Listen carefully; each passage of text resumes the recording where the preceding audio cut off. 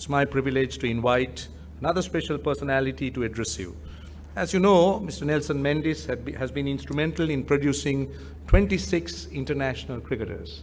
And this gentleman, whom I intend to invite now, is one of the finest out of that lot.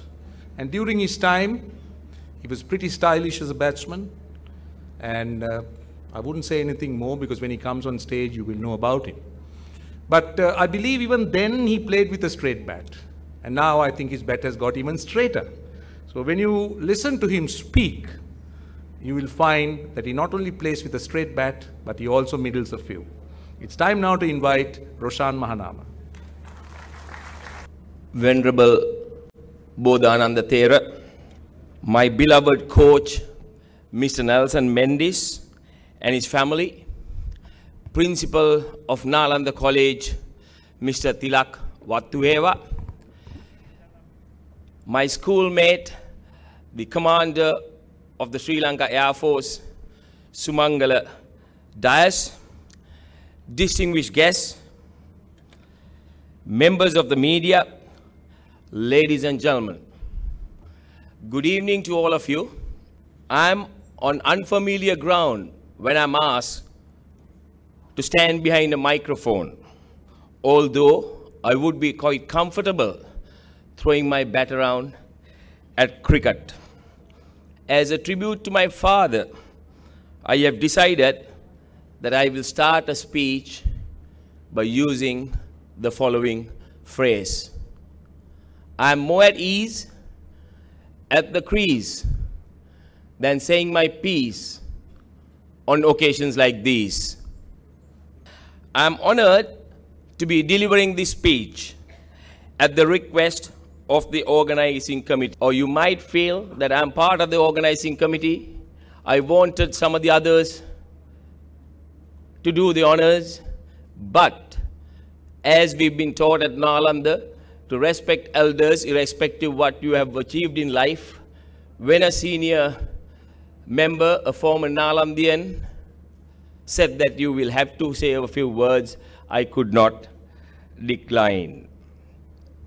We are here to felicitate a very distinguished gentleman. I'm sure I was asked to speak as Sir is someone I deeply care about. As his humble student, I'm here to pay tribute with genuine affection to Mr. Nelson Mendis, a coach, a cricket coach par excellence.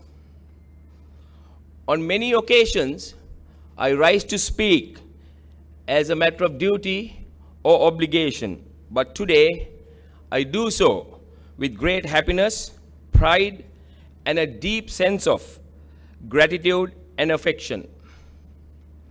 Mr. Mendis is my coach, guru, critic, and mentor, all rolled into one. He is a living legend who has not only produced a galaxy of cricketers to adorn the national stage, but also a very, very strong disciplinarian. He was able to instill discipline in all of us.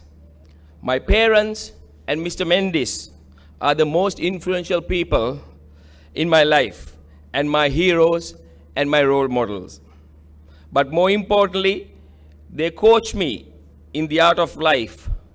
Sir, you not only taught me cricket, which became my profession, but also inculcated in me a strong sense of discipline and a passion for the great game of cricket. Whatever I have achieved in cricket, on and off the field, is due to your outstanding tutoring and my parents' guidance. My dear sir, from my point of view, a coach should always be mindful of the following qualities. He or she should not look at the state of the parents in giving opportunities to kids. Should not look at shortcuts to prove that you are a good coach, and must never ask for favors from anyone.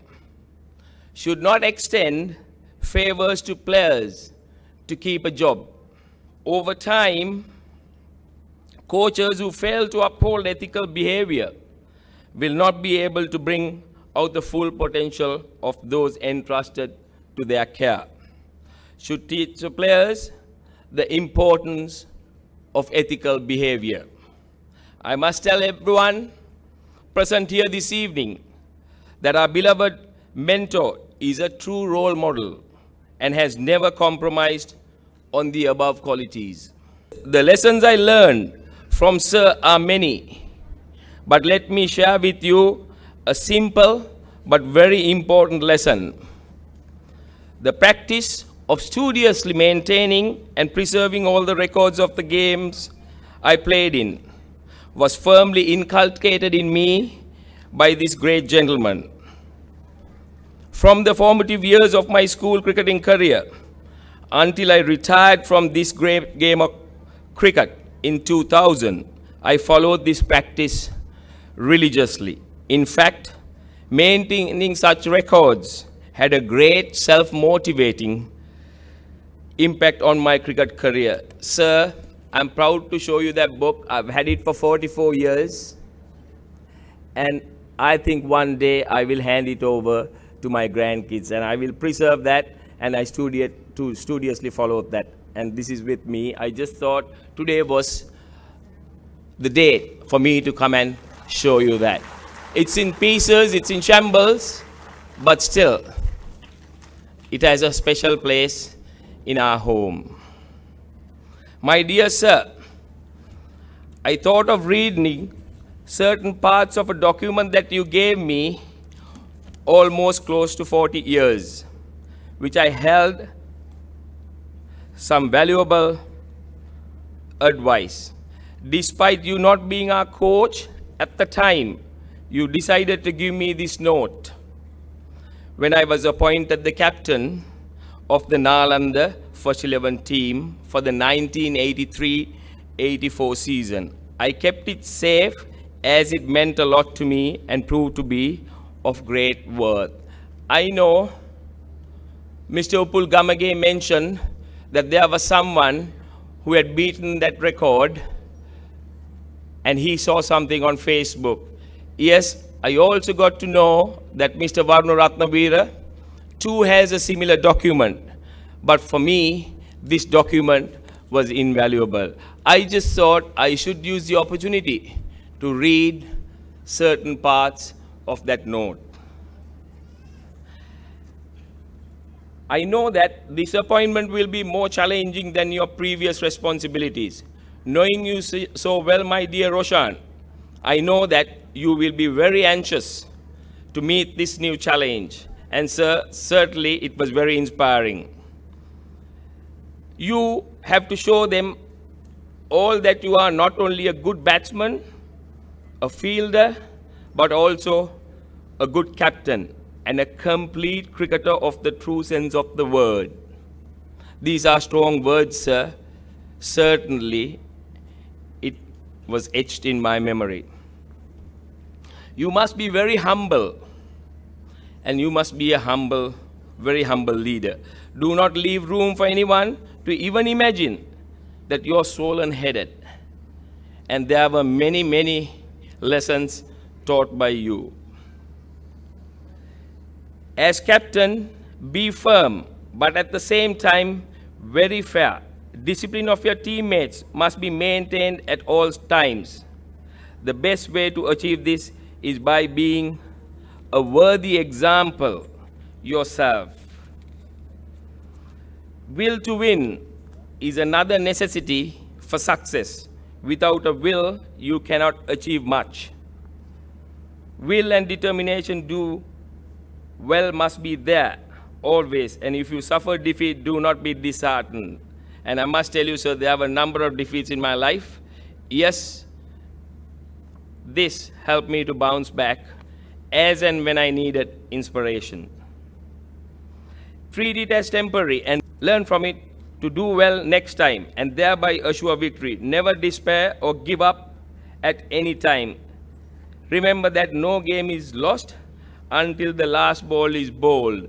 There was a WhatsApp message that was sent to me by a fellow teammate of mine, Senaka Senanayaka, who's here in the audience, and that was sent by one of our another teammates, Ajit Jayasinghe, and he said that that was one of the things that you had mentioned quite often in the early days of our cricketing careers. I'm not going to read all, but one or two more lines. I just thought it was important for me to show what a true coach can do to a student, to a budding cricketer. It will be one more feather in your cap if you could get each member of the team to be very proud of his team and get him to do the best for the team. Unity is another vital quality of a superior team. Without any unity, every little could be achieved. Finally, that's one of the last lines that I've highlighted. Systematic handling and correct planning, not forgetting the details, would help you out. Sir, in my career as an international match referee, I'm sure one of the other members of the ICC elite panel, Kumar Dharmasena, would also agree that what helps us is a preparation. And we have certainly taken that advice. Although I had to face a very unfortunate incident when I was selected to play for the Nalanda First 11 team, where you too may have been linked, the master-student relationship only grew to greater heights. Looking back, I sincerely hope I did not let you down for the talent that you spotted in me when I was barely 10 years old. Without a doubt, there is no better person than you, sir, to mold the personality of any young cricketer and instill discipline required of a gentleman. I'm quite certain, sir, that your desire is to ensure that every player conducts himself in a manner consistent with the highest traditions of the game.